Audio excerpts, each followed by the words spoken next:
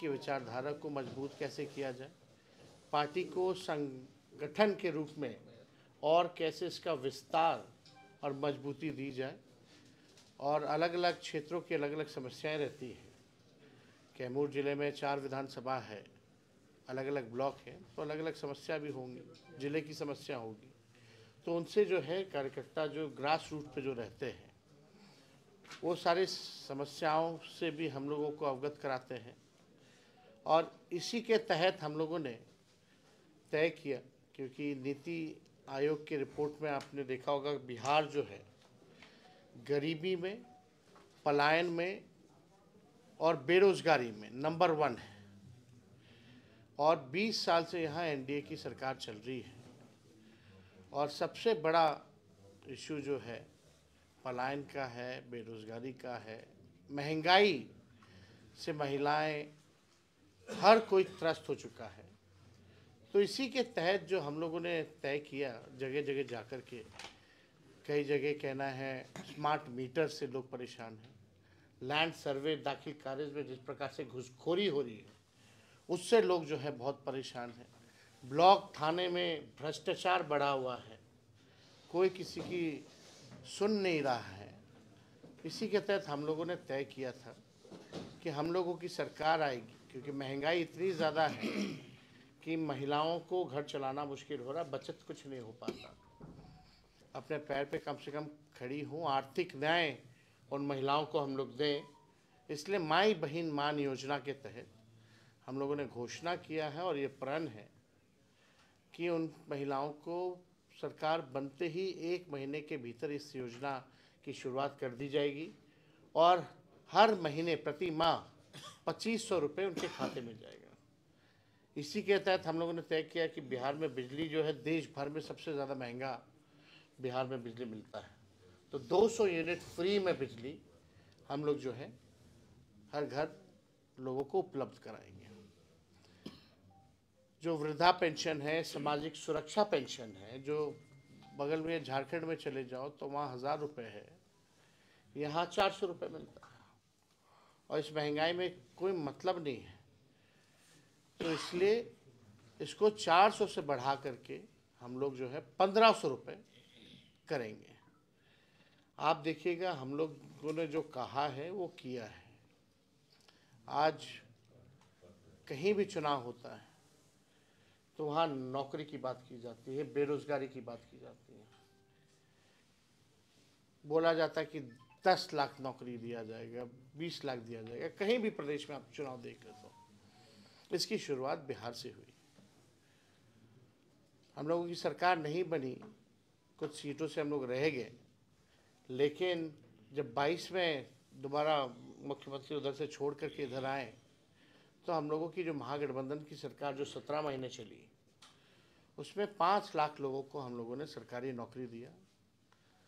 अभी जो बीपीएससी के जो परीक्षाएं वगैरह चल रही हैं उसी का 3.5 लाख प्रक्रियाधीन जो हम लोग करा के आए थे, जो बहालियाँ निकलने वाली थी, बीच में चाचा जी चले गए, ये वही बहालियाँ हैं। तो 3.5 लाख प्रक्रियाधीन, देश में पहले ऐसा कहीं नहीं हुआ कि गांधी मैदान जहां आज एनडीए की सरकार छात्रों पर लाठी मार रही है, लोगों के चेहरे में आंसू है, वही गांधी मैदान उन 17 महीनों में 3 महीने के भीतर बिना पेपर लीक हुए लोगों के हाथ में नियुक्ति पत्र वितरण हम लोगों ने किया। वही पटना का गांधी मैदान जहां रैलियां निकलती हैं पॉलिटिकल पार्टियों की, वहाँ हम लोगों ने बेरोजगारी को ख़त्म करने के लिए रैला निकाला, और एक साथ पूरे बिहार में लगभग शिक्षक लोगों को लगभग 2 लाख के आसपास हम लोगों ने उस समय हम लोगों ने बांटने का काम किया, नियुक्ति पत्र। अब उस समय हम लोगों ने आरक्षण की सीमा भी बढ़ाई 65% और 10% ईडब्ल्यूएस का, जो पूरे देश में कहीं नहीं था। जाति आधारित गणना हम लोगों ने कराया, IT policy, sports policy, tourism policy, ये हम लोग लेके आए। 20 साल से सरकार को खबर ही नहीं था कि आईटी पॉलिसी की भी ज़रूरत है, टूरिज्म पॉलिसी की भी ज़रूरत है, स्पोर्ट्स पॉलिसी की भी ज़रूरत है। जो पढ़ाई किया उसको भी हम लोगों ने नौकरी दिया 17 महीने में, और जो खेला कूदा, जो बिहार के लिए, देश के लिए जो मेडल लाया, उसको भी स्पोर्ट्स नीति के तहत हम लोगों ने डीएसपी तक हम लोगों ने उन 73 खिलाड़ियों को, जिन लोगों ने मेडल लाया था, उनको नौकरी देने का काम किया। ये प्रावधान है। समान काम समान वेतन के लिए लगातार कई सालों से नीतीश जी के राज में डंडे खा रहे थे नियोजित शिक्षक। 4.5 लाख नियोजित शिक्षकों को हम लोगों ने राजकीय कर्मी का दर्जा दिया। हम लोगों ने 50,000 करोड़ का निवेश बिहार में ला करके एमओयू साइन कराया। तो हम लोगों के 17 महीने के काल में जो काम हो रहा था, आज बीजेपी के 2 उप मुख्यमंत्री को एक काम बता दो कि इन लोगों ने किया। एक बहाली नहीं निकली, और निकल भी रही है तो उसमें आप हालात देख सकते हैं क्या है। हमारे आने से पहले सरकार में पेपर लीक, जाने के बाद पेपर लीक, छात्र जो है आंदोलन कर रहे हैं, सरकार जो है लाठी चार्ज कर रही है, इस ठंड में अन्याय कर रही है लोगों के साथ। तो आप समझ सकते हैं कि बिहार में यहाँ कोई सरकार नाम की चीज़ नहीं रहेगी। ये इसलिए कहना पड़ रहा है क्योंकि माननीय मुख्यमंत्री जी मौन है। किसी भी गंभीर से गंभीर विषय पर मुख्यमंत्री बोलते नहीं है, या बोलने नहीं दिया जा रहा। हमारे साथ तो खूब बतियाते थे, मीडिया से इंटरेक्ट करते थे। आज क्या परिस्थिति बन गई कि मुख्यमंत्री को हाईजैक कर लिया गया। यात्रा पे वो निकले, किससे संवाद कर रहे हो, किससे बात कर रहे हो? जो अधिकारी जो ट्रेन किए हुए उन्हीं लोगों के साथ, जो पटना में सिस्टम बैठता है वही सिस्टम घूम रहा है। तो किससे संवाद कर रहे हैं? और इस यात्रा के नाम पे 2 अरब 25 करोड़ 78 लाख रुपए खर्च किया जा रहा है। आप कहो बिहार गरीब राज्य है, और दूसरी तरफ एक यात्रा पर अपने मालिक से बात करने के लिए वो भी नहीं कर रहे हैं। वो उस पर अगर 2 अरब 25 करोड़ 78 लाख रुपए खर्च किए जा रहे हैं, तो पैसा कहाँ है, कहाँ खर्च हो रहा है? ये यात्रा अधिकारियों की लूट की छूट की यात्रा है। ये प्रगति यात्रा नहीं, ये दुर्गति यात्रा है। किस बात की प्रगति आप बोल रहे हैं? बिहार को अब विशेष राज्य का दर्जा के बारे में माननीय मुख्यमंत्री जी, जनता दल यूनाइटेड अब क्यों नहीं बोल रहे हैं? क्यों नहीं भाजपा के लोग अब दिला देते हैं बिहार को विशेष राज्य का दर्जा? चुनाव में तो बोलते हैं, वादा करते हैं कि देंगे, लेकिन जब चुनाव खत्म हो जाता है, सबसे ज़्यादा वोट बिहार से मिलता है, सीटें लगातार 3 बार से एनडीए को जाता रहा है एमपी का। कितने केंद्र मंत्री बिहार में, उनका काम गिना दो ना, बिहार के लिए क्या किया। शायद बिहार के लोगों को पता ही नहीं होगा कि कितने केंद्र मंत्री हैं, या यहाँ भी जो मंत्री है उनका भी नहीं पता होगा कि कौन मंत्री है। ये हालात है। तो पूरी तरीके से सिस्टम यहाँ जो है अफसरशाही काबिज हो गया है। माननीय मुख्यमंत्री जी टायर्ड हो चुके हैं और रिटायर्ड अधिकारियों के साथ वो सरकार चला रहे हैं। तो अब लोगों का भरोसा उन पर से उठ गया है। अब माननीय मुख्यमंत्री जी कोई निर्णय लेने लायक नहीं रह गए। तो हम लोग हर जगह यात्रा जा रहे हैं। आज कैमूर में हम लोगों का आना हुआ है, सभी लोगों से बातचीत होगी, संवाद होगी। और आप लोग जितने पत्रकार भाई हैं, अगर आप लोगों को कोई सवाल पूछना है तो ज़रूर पूछ सकते हैं। 4 दिन पहले नीतीश कुमार को लेकर चर्चा हुई थी कि सरकार में फिर जाने वाले हैं, उनका कि अब हम जाने वाले नहीं हैं, बीजेपी के साथ ही रहेंगे। हम तो पहले से कह रहे थे भाई, कौन उनको ले कौन रहा है? राजद में मतभेद दिख रहा है। आपके पिताजी कहते हैं कोई के लिए दरवाजा खुला है, आप कहते हैं कि नए साल में मैंने, तो हम राय देते हैं ना उनको, हमने राय दिया है। अच्छा, बीपीएससी जो अभ्यर्थियों पर लाठीचार्ज हुआ, उसके बाद उनकी परीक्षा हुई बापू सभागार वगैरह में जो कैंसिल हुआ था, सभी जगहों पर रद्द करने की मांग आप भी लगातार कर रहे हैं, इसको लेके क्या कहना है आपका? अब तो परीक्षा हो गया। उस पर इस आंदोलन को कुचलने का प्रयास किया गया, डाइवर्ट किया गया। हम किसी पे टिप्पा टिप्पणी नहीं करना चाहते हैं, लेकिन ये आंदोलन की शुरुआत आप लोगों को पता होना चाहिए कि कहाँ से हुई थी। ये स्वतः छात्रों ने आंदोलन शुरू किया था, कोई प्रेस कॉन्फ्रेंस में बीपीएससी के लोगों ने नॉर्मलाइजेशन की बात की थी और लोग कंफ्यूज थे, स्पष्ट नहीं था बीपीएससी का स्टैंड। इस नॉर्मलाइजेशन के खिलाफ छात्रों ने सबसे पहले आवाज़ उठाया। जब छात्र नॉर्मलाइजेशन को लेकर के सवाल उठा रहे थे तो लोग कहाँ थे, कहाँ गए थे? हम लोग 28 नवंबर को विधानसभा में हम लोगों ने इस बात को उठाया। हम लोगों ने वीडियो कॉल पे लोग बुलाए, हम कटिहार थे, कटिहार से हम आए, क्योंकि छात्र नहीं चाहते थे कि इसका राजनीतिकरण हो, कोई पॉलिटिकल माइलेज ले। इसलिए जो है हमने जो है इसको पॉलिटिकलाइज नहीं होने दिया। हम भी चाहते तो अपने लाखों लोगों को बुला के बैठ जाते, लेकिन मामला कुछ और होता तो बड़ी बात नहीं है हमारे लिए। लड़ाई तो सर आप सुन लीजिए, बीपीएससी के परीक्षार्थी पूरा समझना पड़ेगा ना सीख को। सर बीपीएससी के परीक्षार्थी अभी जो शॉर्ट टाइम का पीरियड दे करके एग्जाम करा दिया गया है उसके विरोध में है। आप देखिए ना, आप बोल लीजिए सर। हम मिले उन लोगों से, हम भी चाहते तो लोगों को बुला के बैठ जाते, इधर गाइड कर देते, उधर आप रख दिए, कोई इधर बुलाता कोई उधर बुलाता। हमने उस समय भी कहा था कि हमारा पूरा नैतिक समर्थन उन छात्रों के साथ है। और उनसे मिलने के बाद हमने एक बार नहीं 2 बार मुख्यमंत्री को हमने पत्र लिखा। अब आप बताइए,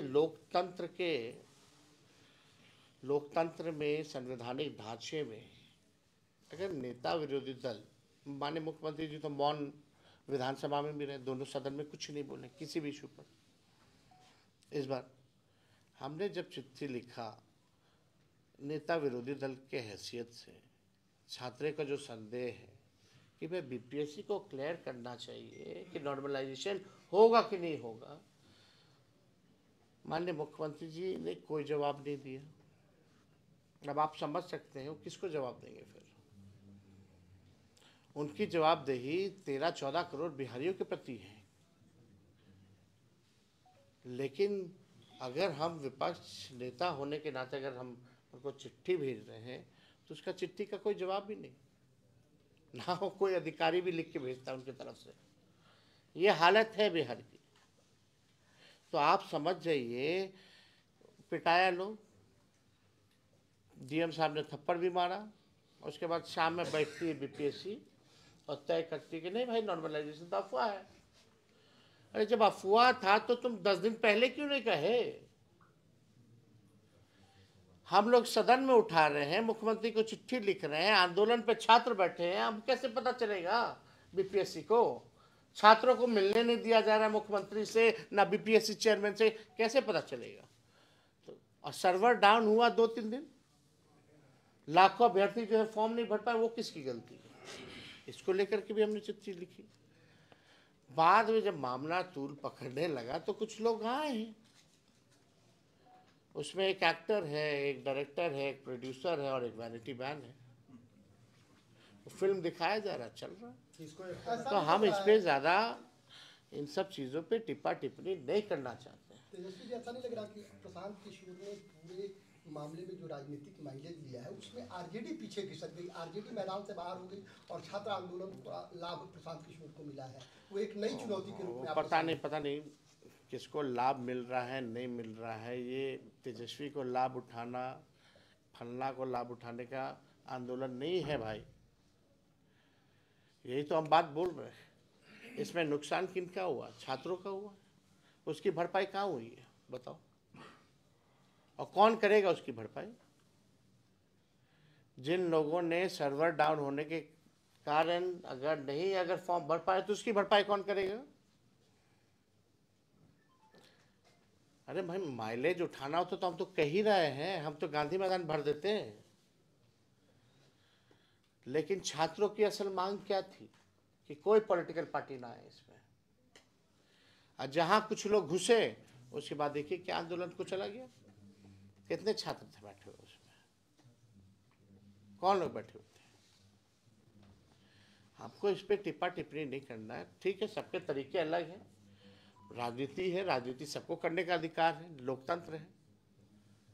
भाजपा के जो प्रदेश अध्यक्ष प्रशांत जायसवाल का एक बयान आया हुआ है कि अगर सरकार इस पे विचार कर रही है, अभी कोई निर्णय नहीं हुआ है, बीपीएससी जो परीक्षा हुआ है, अभी सरकार इस पे विचार कर रही है, अब विपक्ष के पास कोई मुद्दा नहीं बचा हुआ है। सरकार है कहाँ?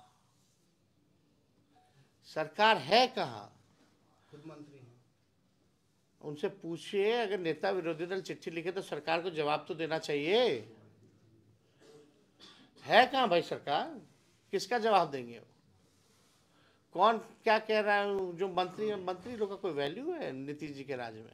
बीपीएससी अनशन के दौरान आपका कहना स्पष्ट है कि छात्र का आंदोलन नहीं रहा है, ये सिर्फ एक पार्टी का आंदोलन बन के रहा है। हाईजैक किया गया, इस आंदोलन को कुचलने का प्रयास किया गया। लाठी छात्रों ने खाया, डंडे छात्रों ने खाए, एफआईआर उन पे हुआ, कई लोग छात्र जेल गए। तो इसमें एक्टर कौन है? थोड़ा सा तो आप सब समझ, अब इसमें अब बाप रे बाप, आप नहीं समझिएगा तो कौन समझेगा? सर अभी आपने कहा कि 200 यूनिट हम फ्री देंगे बिजली, लेकिन स्मार्ट मीटर आपके सरकार में रहते लगाया जा रहा था, आपने विरोध नहीं किया, आज क्यों? ये जो फीडबैक आया उसके अनुसार हम लोगों ने किया है। और ये स्मार्ट मीटर का तो बहुत पहले से चलता आता है, हमारे सरकार से पहले से। कोई हमारे सरकार का निर्णय नहीं, ये पहले से जो था योजना वो लाई गई थी, इम्प्लीमेंटेशन अब हुआ। अभी भी अगर आप देखें तो बहुत सारे ऐसे ज़िले हैं जहां नहीं लग पाया है। तो जो फीडबैक आया है, जो बिजलियों में, क्योंकि स्मार्ट मीटर को लेकर के यही कहा जा रहा था कि ये प्रीपेड है, रिचार्ज करा जाएगा, इसमें लोगों का बचत होगा, लेकिन ठीक उल्टा हो रहा है। बैठ जाइए आप। ईडब्ल्यूएस पर आप कह रहे हैं कि मैंने 10 मिनट पहले आपका था ईडब्ल्यूएस का विरोध किया था, अभी आपका तत्काल स्टैंड क्या है ईडब्ल्यूएस के? हम लोगों ने विरोध नहीं किया था, यही बात समझने की जरूरत है। उस समय भी हम लोगों ने एक चीज़ मांगा था कि जो भी ईडब्ल्यूएस में जो भी गरीब लोग हैं उन लोगों के लिए भी एक कोटा होना चाहिए उसी में विदिन। और दूसरी जहाँ तक बात है, हम लोगों ने ईडब्ल्यूएस को नहीं हटाया, हम लोगों ने 75% आरक्षण जो लागू किया उसमें 65% हम लोगों ने बढ़ाया और ईडब्ल्यूएस 10%, यानी टोटल 75%।